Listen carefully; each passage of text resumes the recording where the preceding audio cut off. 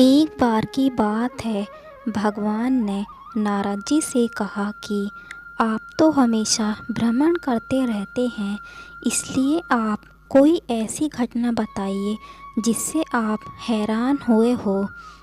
नारद जी ने कहा, प्रभु, मैं अभी अभी जंगल से ही आ रहा हूँ। वहाँ एक गाय दलदल में फंसी हुई थी। उसे बचाने वाला वहाँ कोई नहीं था। तभी वहाँ से एक चोर गुजरा। गाय को फंसा हुआ देखकर भी नहीं रुका, उल्टे वो उस पर पैर रखकर लांग कर निकल गया। आगे जाकर उस चोर को सोने की मोहरों से भरी एक थैली मिली। थोड़ी ही देर बाद वहाँ से एक साधु भी गुजरा। उसने उस गाय को बचाने की पूरी कोशिश करी। पूरे शरीर का जोर लगाने के बाद उस साधु ने उस गाय को बचा लिया।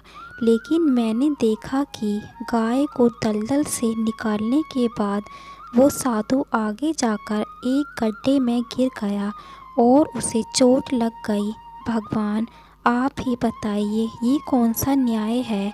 भगवान मुस्कुराए, फिर बोले, नारद जी, जो भी हुआ अच्छा हुआ। जो चोर गाय पर पैर रखकर भागा था, उसकी किस्मत में तो उस दिन खजाना लिखा था, लेकिन उसके इस पाप के कारण केवल उसे कुछ मोहरें ही मिली। वही उस साधु को गड्ढे में इसलिए गिरना पड़ा क्योंकि उसके भाग्य में उस दिन मृत्यु लिखी थी। लेकिन गाय को बचाने के कारण उसके पुण्य बढ़ गए और उसकी मृत्यु एक छोटी सी चोट में बदल गई।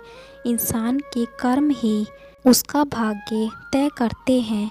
भगवान की ये बात सुनकर नारद जी संतुष्ट हो गए। इसलिए हमें अपने जीवन में अच्छे कर्म करते रहने चाहिए। तो इस तरह थी आज की यह कहानी। आपको ये कहानी अच्छी लगी है तो वीडियो को लाइक करें और ऐसी ही वीडियो देखने के लिए चैनल को सब्सक्राइब करें। धन्यवाद।